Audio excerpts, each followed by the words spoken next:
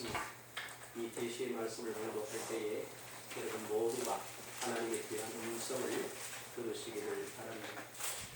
이에 사무엘이 기름병을 가져다가 사울의 머리에 붓고 입맞추며 이르되 여호와께서 내게 기름을 부으사 그의 기업의 지도자로 삼지 아니하셨느냐.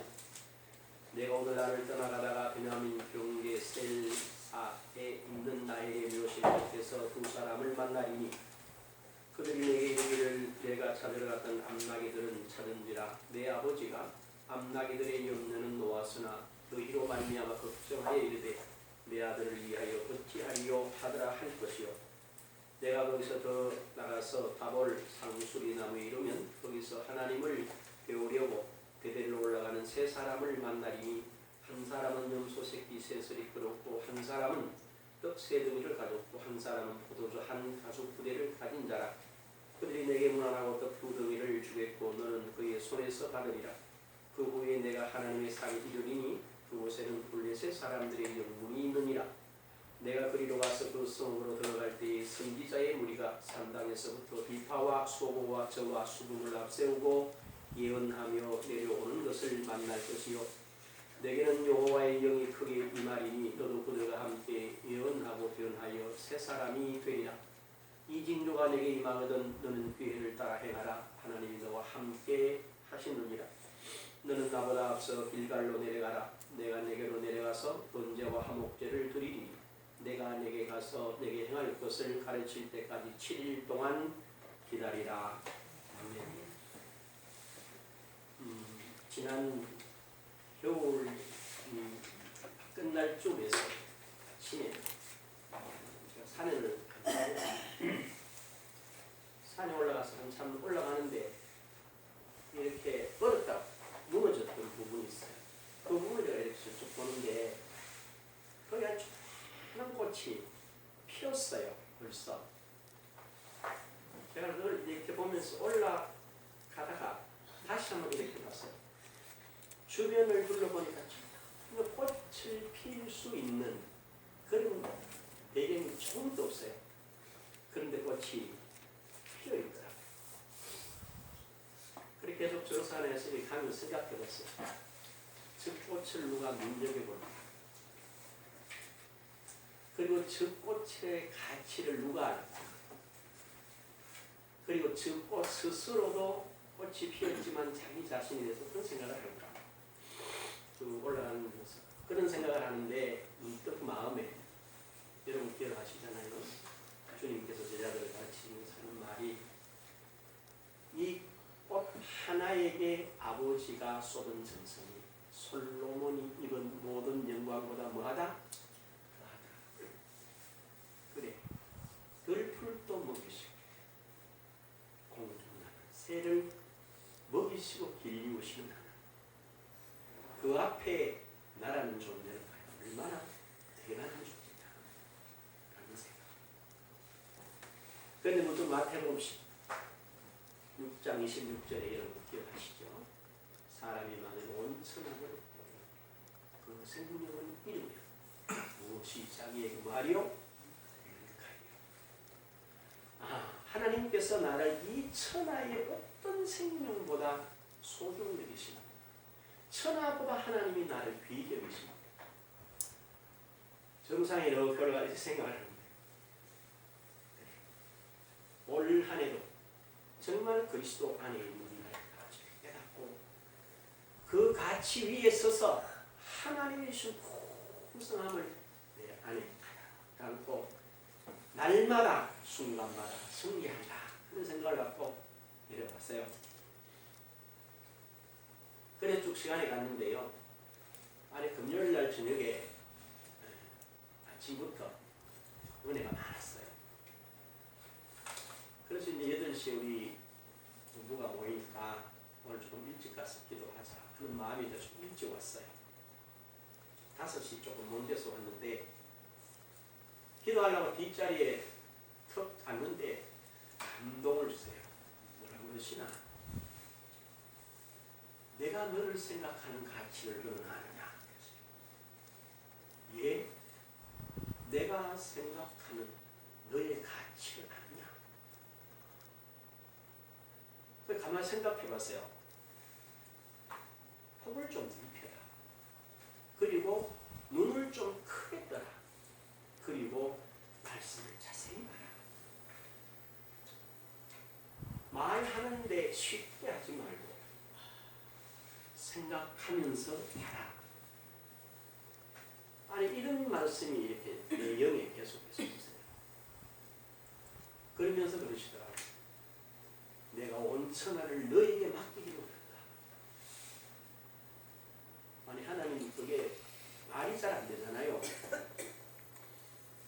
다시 생각해봐라. 80세 먹은 모세가 애굽의 제국의 왕 바로에게 갔는데 지팡이 하나로 제압하지 않는다. 내가 모세에게 함께한다. 그가 애굽을 이기고 내 백성 이스라엘을 데리러 나온 것 기억하지 않느냐? 모세 아닙니까? 모세의 아버지이기도 하지만 너의 아버지이기도 하십니다.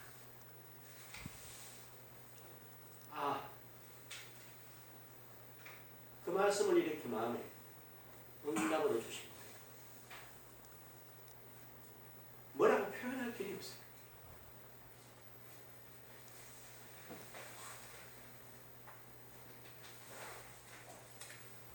그러면서 이런 말씀을 합니다. 엘리야 위대하지 않다. 엘리야가 너와 동일한 성적을 가졌다. 그러나 내가 엘리야와 함께 할 때 아합과 이세벨 앞에서 당당하게 그 나라와 민족 엘리야가 마지막에 승천하기 직전에 이스라엘과 그 선지자의 무리가 뭐라고 그랬는지 아세요? 이스라엘의 마병이에요. 이스라엘을 지키시는 자. 누구를 향하여? 엘리야를 향하여. 그러시면서 엘리야에게 함께 하시는 그 성령과 지금 네 안에서 지금 이야기하는 내가 동의합니다. 폭을 넓혀라. 한 2시간을 아니다. 다른 생각을 못했어요. 너무 이렇게 떨림이 심했어요. 그러면서 사단이 끊임없이 오늘 우리 귀한 성도들 하나님이 찾아요. 누구를 보게 합니까? 자기 자신을 보게 합니다. 넌 이래서 안 된다. 환경을 봐라. 불가능하다. 된 사람 누가 있냐? 그러나 성경은 분명히 우리에게 말씀합니다. 로마서 15장. 이 모든 것은 우리의 뭐를 위하여? 교훈을 위하여. 그 다음에 고린도전서 10장 6절에 보면 이것은 우리의 거울과 경계의 교훈, 본이라고 말했어요. 성경의 모든 것은 우리의 교훈을 위하여, 우리를 바르게 하기 위하여 의로 교육하고 하나님의 사람으로 온전히 해서 모든 선한 일을 행할 능력을 갖추게 하려고 합니다. 정말 이 말씀들이 살아난 진리였습니다. 그러면서 오늘 이 본문을 갖다 놨습니다. 사실은 이 본문 전체가 사무엘상 8장에서 시작해서 다윗이 왕되는 그 전체까지의 내용입니다. 그럼 이 배경을 보면요, 참 놀라운 거예요. 이스라엘은 본인들이 누구인 줄 잘 모릅니다. 본인들이 하나님께서 출애굽기 20장 19절에서 4절, 19장 4절에서 6절을 보면요, 출애굽한 후 3개월 후에 그들에게 말씀하세요. 뭐라고 그러시냐면 내가 애굽에서 행한 일을 너희들이 보았느냐? 또 내가 너희를 독수리 날개로 업어서 지금 여기에 인도해 온 걸 너희가 아느니라. 그리고 뭐라고 그래요? 세계가, 온 세계가 다 내게 속하다. 내게 속하다. 그리고 내가 하는 말에 순종만 하면 모든 민족 가운데서 너희가 내 소유가 될 것이다. 하나님의 소유가 된대. 그리고 너희는 내게 대하여 제사장 나라가 되며, 바꾸어 말하면 이 땅의 모든 지상 만민들과 하나님 사이에 누가 서 있다는 거예요? 이스라엘을 세워서 하나님으로부터 사람으로부터 이 두 관계 사이에 제사장 역할을 한다는 거예요. 이때는 왕보다는, 이때 당시의 사람들의 왕금의 개념이 별로 없었어요. 그러나 제사장 그러면 굉장한 개념이 있습니다. 여러분 아마 이 말씀을 기억할 겁니다. 애굽의 7년 흉년입니다. 그때 애굽에 사는 모든 사람들의 토지를 다 바로에 갖다 바치고 양식을 사합니다. 그러나 안 바치는 무리가 한 무리가 있었어요. 그게 뭔지 아세요? 제사장의 무리였어요. 뭐라고 성경은 표현? 제사장의 전지는 받지 아니하더라. 왜? 특별하다는 거죠. 그래서 이 제사장이 된다라는 말은 우리는 지금 실감을 잘 못해요. 왜? 제사장에 대한 개념이 별로 없어서. 그러나 당시의 사람들은 이 제사장이라는 개념을 굉장히 뛰어난 특별한 것입니다. 왜? 왕이 이 사람들을 뭐하니까 특별히 여기는 존재예요. 그리고 어느 무리에 가더라도 반드시 뭐가 있어요? 제사장이 있었어요. 여러분 잘 보면 재밌죠? 다큐멘터리 같은 걸 한번 보십시오. 아프리카나 남미, 페루 같은 아주 오지로 가면요, 재미난 게 하나 있습니다. 뭐가 있는지 아세요? 무속인, 무당이라고 있어요. 근데 우리는 무당인 그러면 그저 뭐 이렇게 뭐라고 생각하나? 아이고 이렇게 귀신 성기를 이렇게 생각하잖아요. 그러나 문명 세계가 아닌 무명 세계에서는 이 무속인들이 바로 뭡니까? 하늘과 땅을 이어주는 역할을 하는 어떤 존재입니까? 거의 절대적인 존재라는 거죠. 그래서 이스라엘 백성들에게 너희는 내게 대하여 제사장의 나라가 되네. 이 말은 어마어마한 의미가 있는 말이에요. 그 다음에 뭐라고 그럽니까? 거룩한 백성들이라. 거룩한 백성이란 말이 뭡니까? 세상 모든 사람들 가운데서 너희는 구별됐다. 특별하게 세웠다. 이렇게 이야기를 합니다. 그러고 나서 다시 신명기서 7장 6절에 7절에 보면요. 여러분이 자세히 읽어보면 참 놀랍습니다. 이렇게 시작합니다. 너는 내 하나님의 성민이라. 하나님이 누구 하나님이라고요? 나는 네 하나님이다. 우리가 하나님, 내 하나님 되어주십시오. 그래야 되지 않겠습니까? 그런데 하나님 그렇게 말씀하시지 않아요. 나는 너 하나님이다. 응? 또 내는 내와 내가 경상 발음이 잘하는데 너 입시다. 너 하나님 여호와께서 하나님, 우리가 하나님 보고 나의 하나님이라고 되어달라. 그게 아니고 하나님이 우리의 하나님이 뭐 한다는 거예요? 대신하는 거예요. 누구에게? 이스라엘에게. 응? 그리고 입니다. 지상 만민 중에서 너를 자기 기업의 백성으로 택하셨나니. 7절에 여호와께서 너희를 기뻐하시고 너희를 택하심은 너희가 다른 민족보다 수요가 많기 때문이 아니라 너희는 오히려 모든 민족 중에 가장 적으니라. 그러면서 8절에 이릅니다. 여호와께서 다만 너희를 사랑하심으로 말미암아. 조건이 뭐 택하실 조건이 뭡니까? 사랑하심으로 말미암아. 그리고 또 이렇게 말합니다. 또는 너희 조상들에게 맹세하신 그것을 지키려 하심으로 말미암아. 다른 게 없어요. 사랑하시고 조상들과 하신 약속을 지키기 위해서 하신다. 그래놓고 이렇게 말합니다. 자기 권능의 손으로 너희를 인도하여 계시되 너희를 그 종되었던 집에서 애굽왕 바로의 손에서 속량하셨나니. 이게 무슨 말이냐? 이것이 하나님이 말씀하신 이스라엘 백성들이 가져야 할 자신들의 정체성입니다. 나는 이런 사람이야. 이런 생각을 이스라엘이 가져야 해요. 응? 다시 한번 말하겠습니다. 뭐라고 생각? 나는 하나님의 소유다. 하나님께 대해서 나는 제사장 나라다.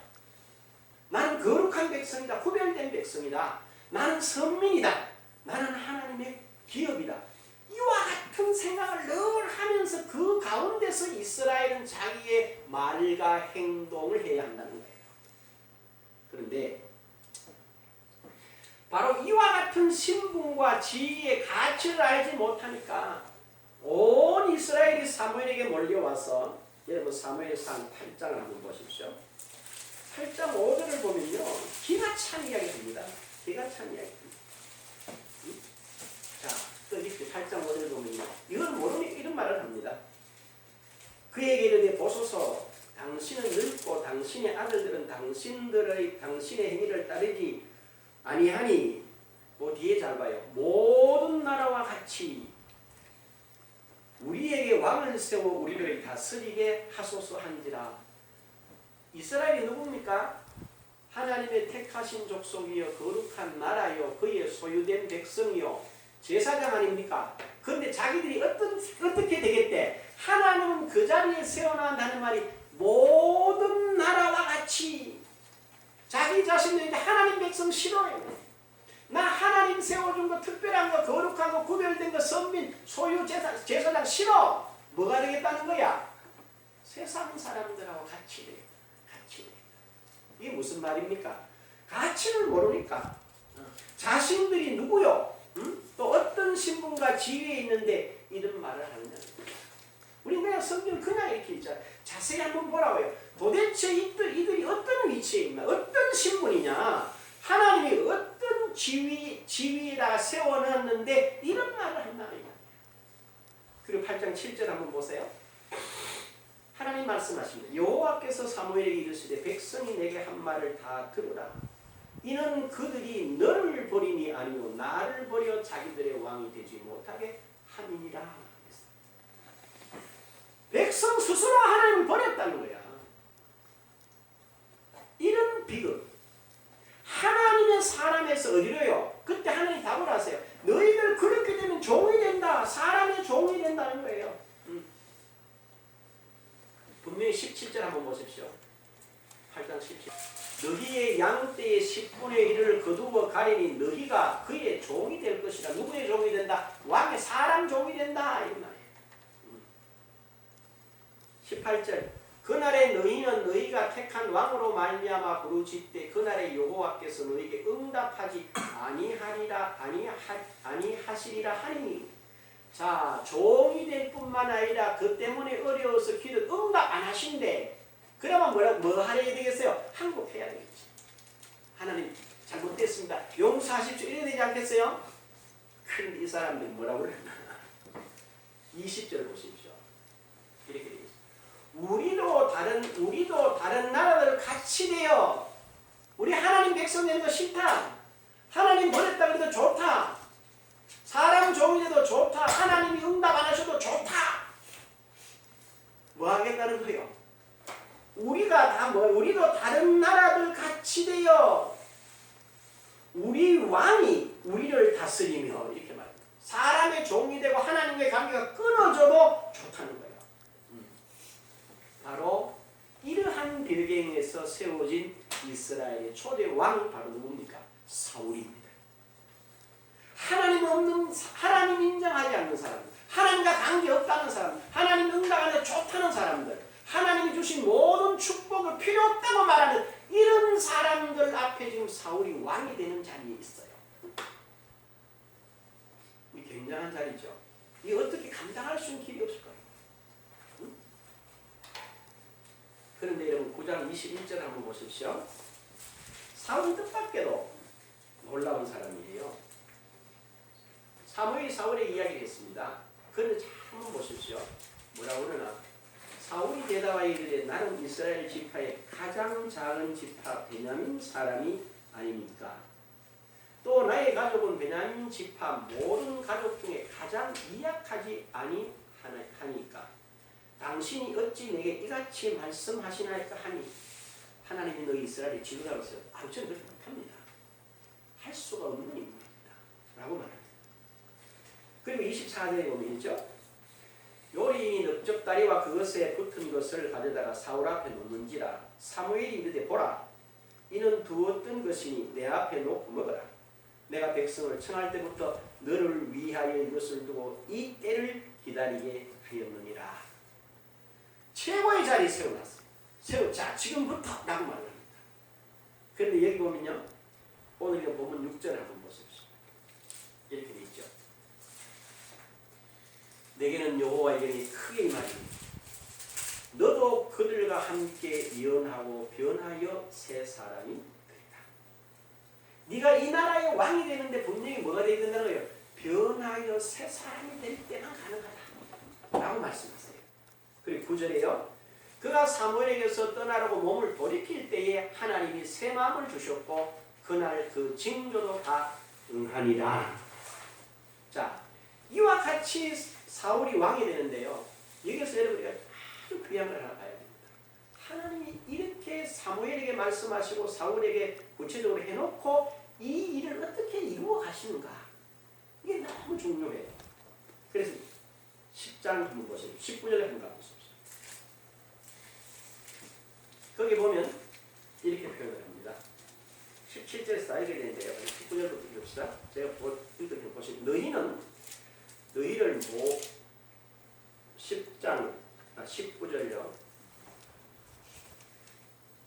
너희는 너희를 모든 재난과 고통 중에 친히 구원하여 내신 너희 하나님을 오늘 버리고 이르기를 우리 위에 왕을 세우라 하는도다. 그런즉 이제 너희 지파대로 1000명씩 여호와 앞에 나오라 하고 사무엘이 이 이스라엘 모든 지파를 가까이 오게 하였더니 베냐민 지파가 뽑혔고 베냐민 지파를 그들이 가족별로 가까이 오게 하였더니 마드리의 가족이 뽑혔고 그 중에서 기스의 아들 사울이 뽑혔으나 그를 찾아도 찾지 못한지라. 여기서 이런 생각하십시오. 하나님이 사무엘을 시켜서 사울을 기름 뭐 왕이야 이렇게 끝난 것 같잖아요.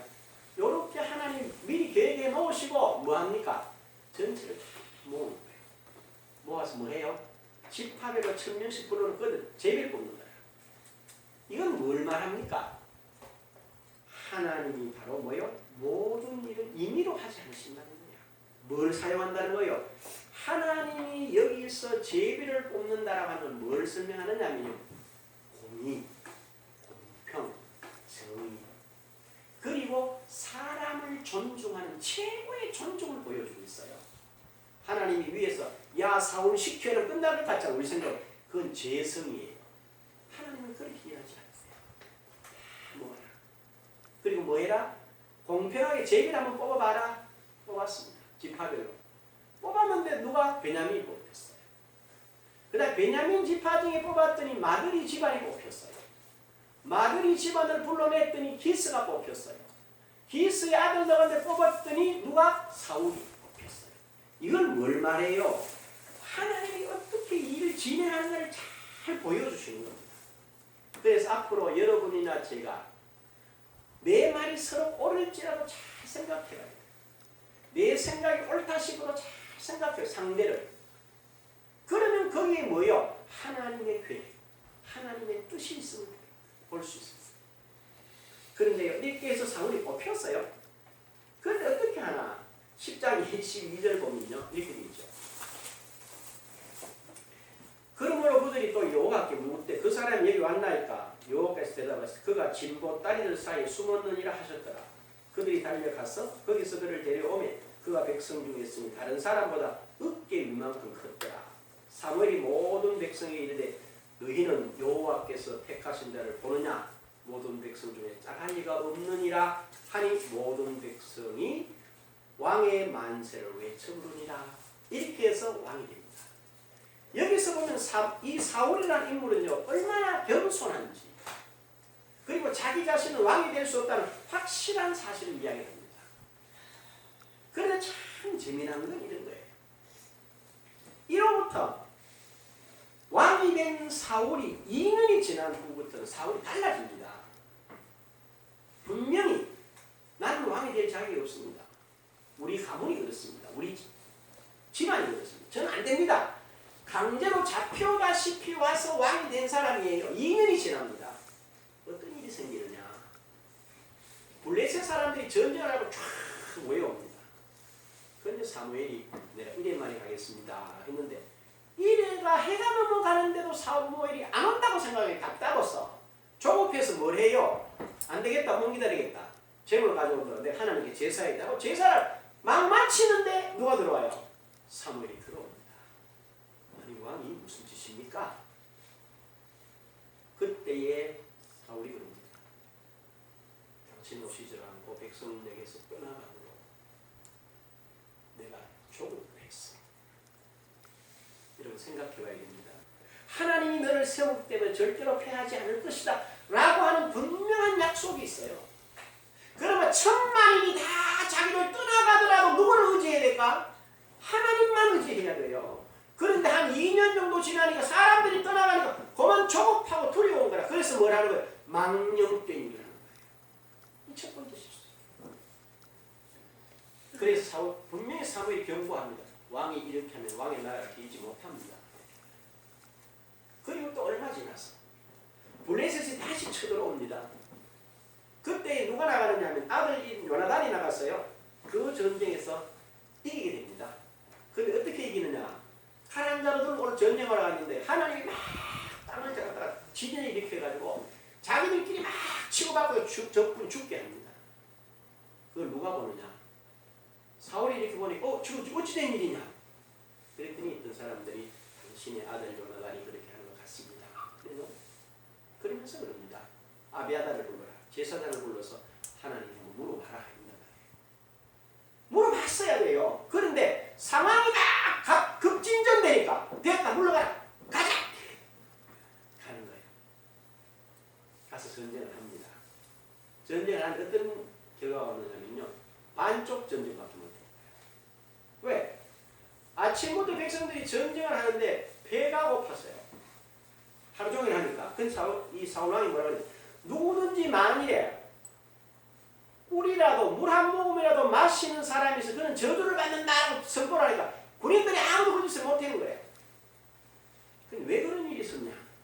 바로 뭡니까? 하나님께 묻는 일을 우선했어요.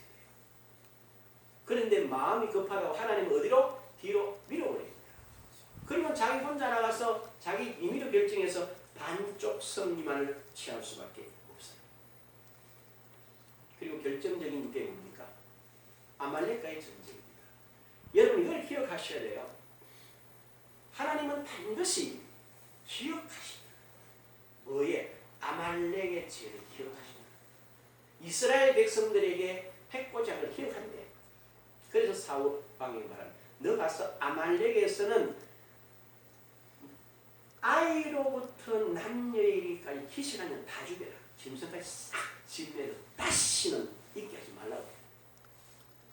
그래서 사울이 올라가요. 올라가서 제일 먼저 왕을 잡습니다. 포로로 잡아놔요. 그 다음에 모든 동물들 중에서 짐승들 중에서 좋고 아름다운 건 다 남겨놓아요. 그리고 노예도 많이 잡아와요. 분명히 하나님 뭐라는 죽이라고 해요. 잡는단 말이에요. 그리고 오면서 이제 기운이 난 거죠. 자기를 위해서 기념비를 하나 세워요. 사울이 승리했다겠죠. 그러면 누가 나타나느냐? 사무엘이 와서 말합니다. 왕이 어찌된 일입니까? 근데 하나님 말씀대로 했는데요. 이 들리는 짐승 소리와 저 왕은 도대체 누구냐? 하나님 앞에 제사 드리려고 하나님 제사별로 좋아하지 않는다. 라고 하면서 거기에서 누구? 바로 사울왕은 하나님으로 버림을 당하고 그 다음부터가 누가 나타나요? 여호와의 신이 떠나고 누가? 악신이 역사하나 이렇게 됐어요. 그러면서 이 사울을 자세히 볼 필요가 있어요. 분명히 처음 왕이 될 때는 그의 마음이 변하였어요. 새 사람이 됐어요. 그런데 시간이 가면서 점점 어느 일정한 자리가 잡혀져 가니까 하나님의 자리에 누가 앉아요? 자신이 앉아요. 그러니까 어떤 일이 일어납니까? 조급하게 됩니다. 서두르게 됩니다. 그렇죠? 그리고 자신의 생각을 가지고 자기를 지키려고 하다 보니까 결국에는 하나님의 신은 떠나버리고 악신이 역사해서 실패하는 왕으로 자리매김 돼요. 구약의 사사들이 대부분 그래요. 구약의 왕들이나 지도자들이 처음에는 겸손히 시작해서 하나님의 영향도를 잘 받다가 조금만 자리가 잡히면 하나님 자리에 자신을 올려놓아서 채워가지고 실패하는 그런 인생으로 기록이 남는다는 거죠. 여기서 우리는 교훈을 분명하게 얻어야 합니다. 우리가 이걸 놓치는 거예요. 어떤 교훈을 우리 받아야 되느냐? 하나님과 주 예수 그리스도는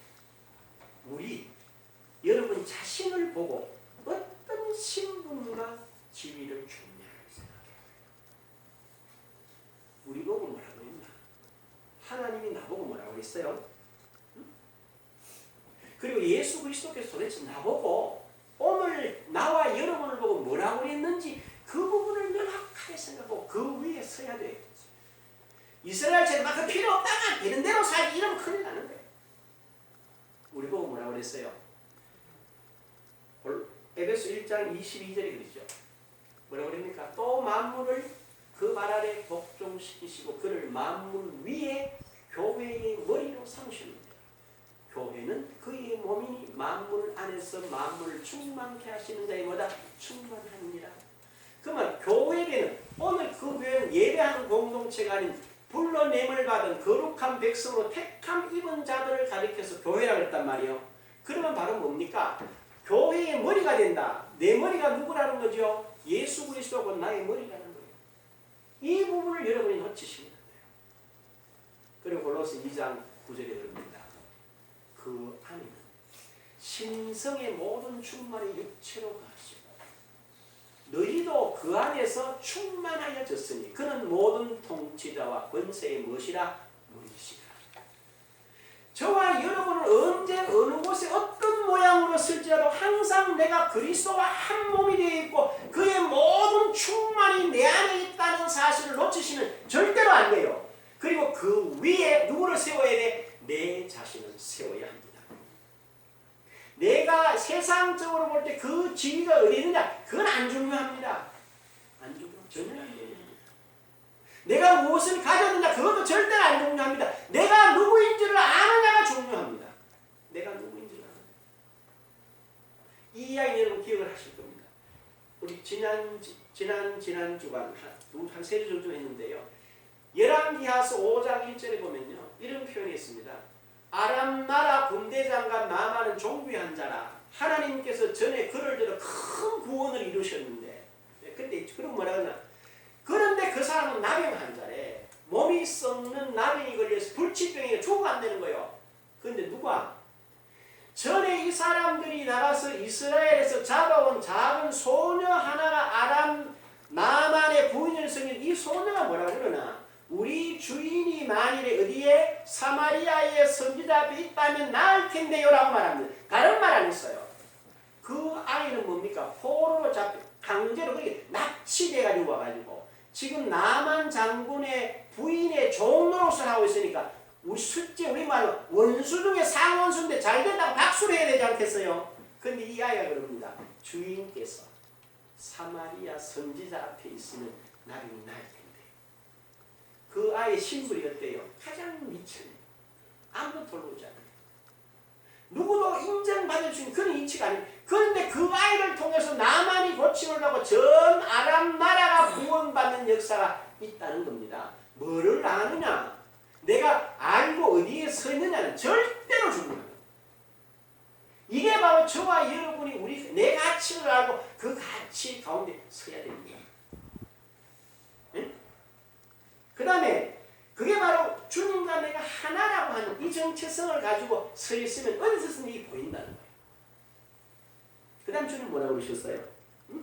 베드로전서 2장 4절에 보면 분명히 너희는 뭐요? 택하신 족속이요 왕같은 제사장이요 거룩한 나라요 그의 소유된 백성이니 이는 너희를 어두운 데서 불러내어 아름다운 덕을 얻게 하시니 아름다운 덕을 뭐 하려고? 선정하게 어두움에서 빛으로 인도하심 받았다. 그리고 우리는 택하신 족속 왕같은 제사장 거룩한 나라 그의 소유된 백성이다. 그럼 우리 이 땅에서 무슨 노릇을 해야 된다는 거예요? 사람들과 살아가면서는 왕 노릇을 해야 되고 하나님과 사람 사이에서는 제사장 노릇을 하고 이런 모습으로 여러분 스스로가 그 위에 서야 돼요.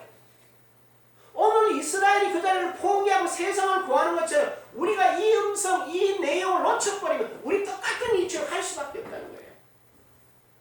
그렇죠? 그리고 우리 보고 뭐라고 그랬어요? 그럼 너가 잘 알아서 이렇게 말씀하지 않으세요. 할 수 있는 뭐를 주셨어요? 능력과 권능을 주셨어요. 주님 친히 말씀하시기를요. 요한복음 14장 13절에 이렇게 너희가 내 이름으로 무엇을 구하든지 내가 해낸다. 우리는 예수 이름으로 무엇이든지 할 수 있습니다. 아멘. 뭐 답을 안 하네. 마가복음 9장 23절에 분명히 예수께서 이르시되 할 수 있거든이 무슨 말이냐? 믿는 사람에게는 능히 하지 못할 일이 없느니라. 누가 말씀하셨어요? 예수께서 하셨어요. 그러면 우리는 예수 이름으로 이 땅에서 모든 일을 능히 감당할 수 있는 능력이 있다는 걸 깨달으셔야 합니다. 어디까지 가야 됩니까? 어디까지 해야 됩니까? 라는 거죠. 사도행전 1장 8절에 간단하게 오직 성령이 너에게 임하시면 너희가 권능을 받고 어디에서? 예루살렘과 온 유대와 사마리아 땅 끝까지 이르러 세계를 하나님이 그리스도 안에서 저와 여러분에게 맡기셨어요. 그걸 깨달으셔야 됩니다. 깨달으면 생각이 바뀌어요. 보이는 게 달리 보여요. 또 생각을 다르게 하게 돼 있어요. 이런 사실. 그리고 나서 주님 친히 이렇게 말씀하십니다. 그러니까 내가 이제 권능도 좋고 비전을 보여 잘해라 이렇게 말씀하지 않아요. 뭐라고 그러나 요한복음 14장 16절에 분명히 이렇게 말합니다. 내가 아버지께 구하겠으니 그가 또 다른 보혜사를 너희에게 주사 너희와 영원토록 함께 있게 하시리니. 또 다른 보혜사 누구? 성령. 성령을 저와 여러분 속에 두셔서 이분이 영원히 함께 있대. 성령이 누구라? 또 다른 보혜사래. 그럼 보혜사가 누구냐 말이에요? 예수 그리스도가 보혜사라는 거죠. 그러면 우리는 뭐 하면 됩니까? 에베소 3장 17절에 있는 말씀대로 믿음으로 그리스도께서 너희 마음에 계시게 하옵시고, 우리가 믿음으로 그리스도를 내 마음에 모시게 되면 그분이 뭘 하신단 말이에요? 나를 위해서 역사하실 줄로 믿습니다. 그래 우리는 뭐 하면 돼요? 간단해요. 성령님을 일단 모시는 거예요. 모든 일을 하기 위해 나는 성령과 동행할 수밖에 없고 성령이 내 안에 계신다는 걸 깨닫고 이분은 다른 보혜사, 다른 모습으로 오신 예수라는 걸 알고 그분을 모시고 뭐래요? 의논하는 거예요. 주님 이거 어떻게 할까요? 그러면 그분은 반드시 저와 여러분의 영에 응답하시는 줄로 믿습니다. 말씀으로 말씀하세요. 그 다음에 그 말씀이 여러분들에게 뭐가 되는지 아세요? 성취되는 경험을 하게 돼요. 그럼 뭐가 생겨요? 믿음이 생겨요. 이 사실을 가지고 날마다 성령의 인도를 받으면서 순간마다 소금으로서 빛으로서의 새 사람의 삶을 살아가는 저와 여러분의 복된 여정이 되시기를 주님의 이름으로 축복합니다. 하십시다. 귀하신 아버지 하나님, 새 사람으로 세움을 입었지만 변했지만 다시 옛사람으로 돌아가면 실패할 수밖에 없다.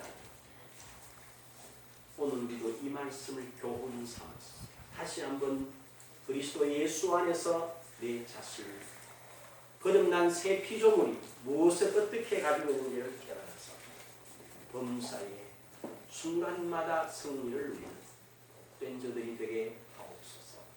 예수님